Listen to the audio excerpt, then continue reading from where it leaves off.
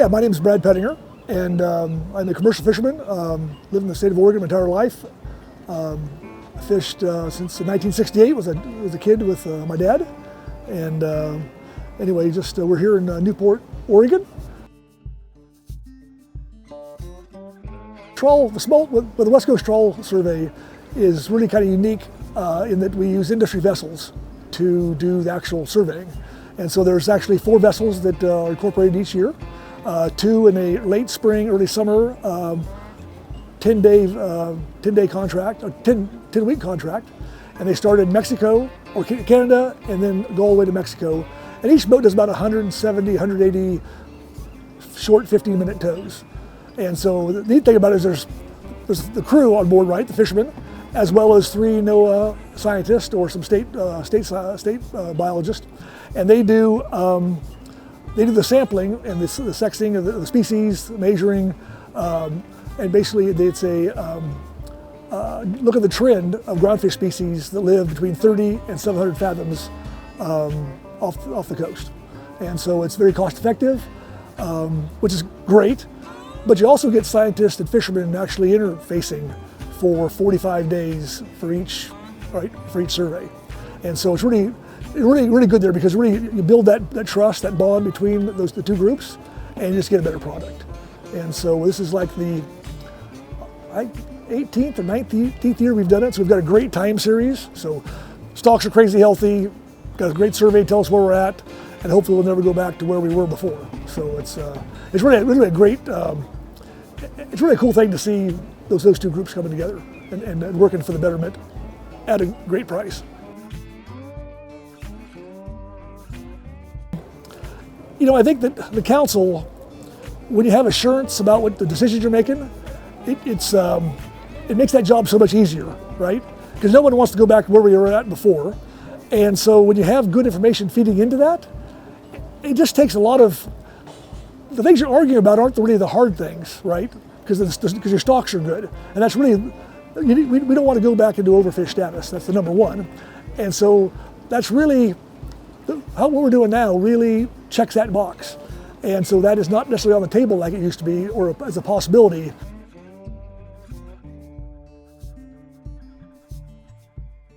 But I think the work we're doing now, where every pound we catch is accounted for, is virtually, I don't think there's any fishery in the world more accountable than we are right now. And so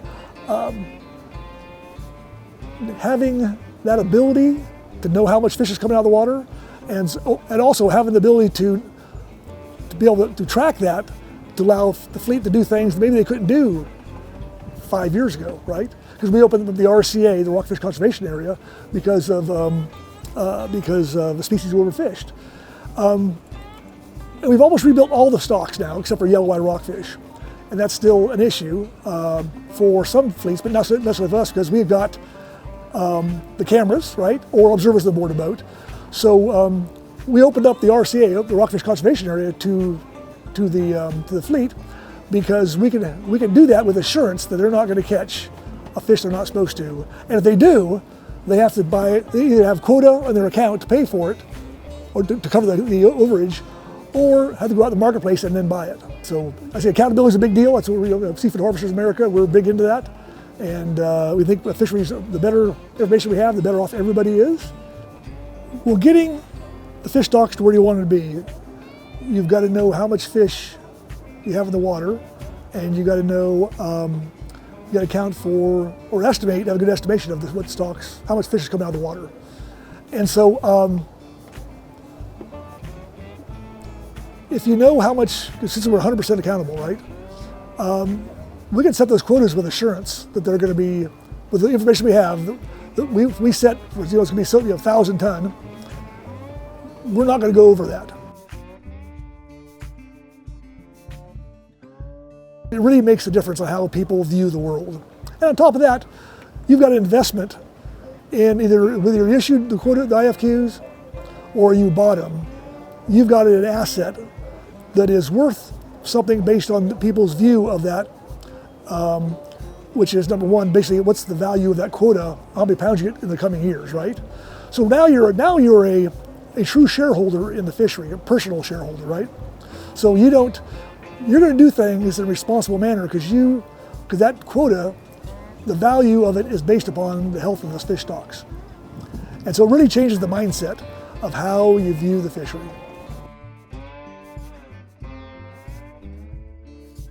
Well, they put themselves in their own little box, right, of their life experience.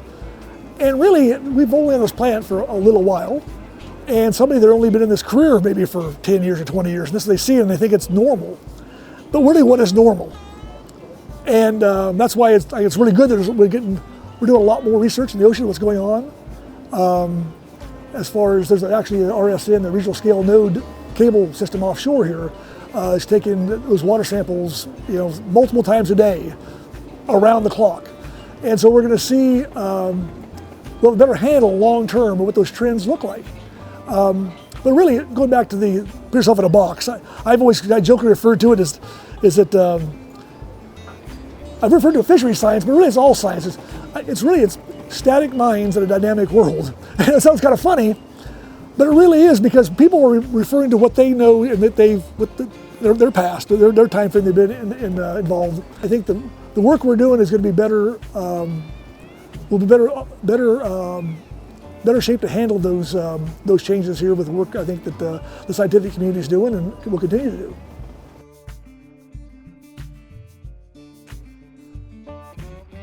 Prior to the Magnuson Act, right, we didn't have very little management of those stocks, certainly no stock assessments. We also had the foreign fleets off our coast, right, prior to the Magnuson Act.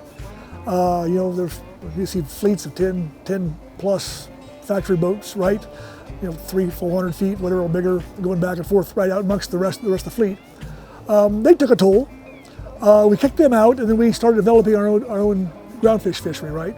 And so what we saw was an explosion of effort, and we went maybe, I don't know how many boats we had on the West Coast, fishing, trawling at the time, but say we had 100, right, maybe, coast-wide. I think in 1993 we had 500 trawl vessels on the West Coast, right? So we had 500 trawl vessels and up and down the coast, and we had very poor science feeding into the council system.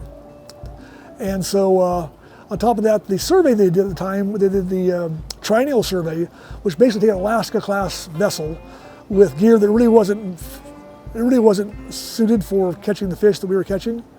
And they would come down every 3 years and do a survey, and it just didn't work. It went to the same spots every 3 years, and it takes 6 years to get a trend, right? And a lot of times they give you the wrong trend, and so that really is what I believe drove us into where we were, into the situation we got. And so the industry, I think, with a little bit of pushback from NIPS originally, I think we pushed for industry vessels. Let's do it. Let's get fishermen on the water with the scientists, and out of that come the West Coast Trawl Survey, which we talked about earlier. And so I think that basically you got to know what's in the water, and maybe if you don't know that exact number, but seeing what the trend's doing, right? What's that survey telling you over time? And I think about New England where they don't have that, right? We got almost 20 years of data, and I don't know, that is invaluable. And I don't think we would be near where we're at right now if we didn't have that. And so I would hope that other areas around the country would maybe look at that as a model for them. And but you won't get there overnight, right? But you got to start tomorrow, and you got to do it.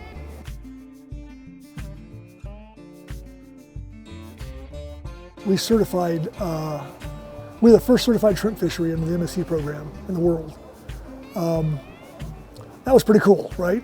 And really, we have a great working relationship with the Oregon Department of Fish and Wildlife and the Marine program here. And just great people, very innovative folks, think outside the box. Got the shrimp program manager and the team, they worked great with the fleet and developed some ways to minimize bycatch using the grates because with 44 metric ton of canary, because you catch them with a shrimp net. And actually the average catch of the shrimp net back was between 20 and 50 ton back in the day, right? So it could have shut down the shrimp fishery, right? and we didn't. We actually did quite well with the grades. So I think really getting to the, I think the collaborative, or Oregon, right? I think there's a collaborative mindset. People want to work to make things better. I think you see it kind of across the board. I'm not saying everybody, but as far as for the most part, I think you see that.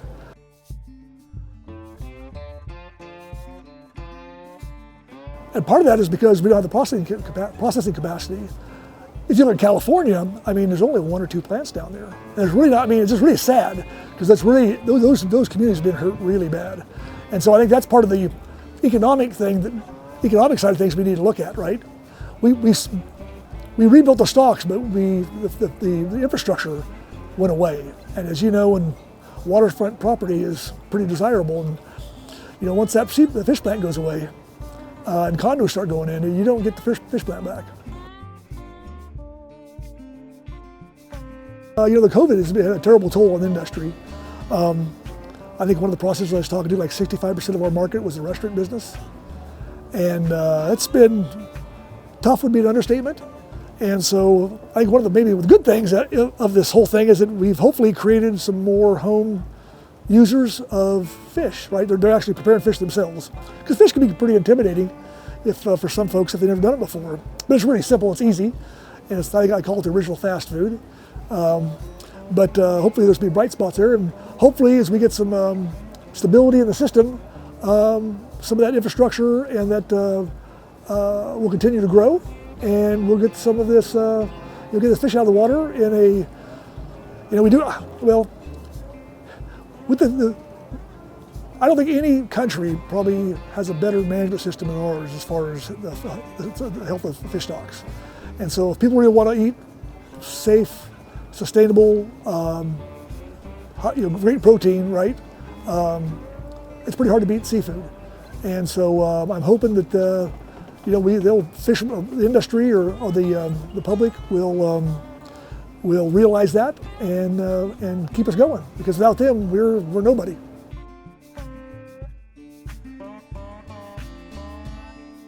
Now I think people see opportunity. We're not there yet, but around this port, I know in Newport, there's quite a number of families here. You see their sons and even the grandsons getting in the business. So there's a few bright spots, yeah. But really, ultimately, you have to have infrastructure in place. People need to see some stability because you make a career decision.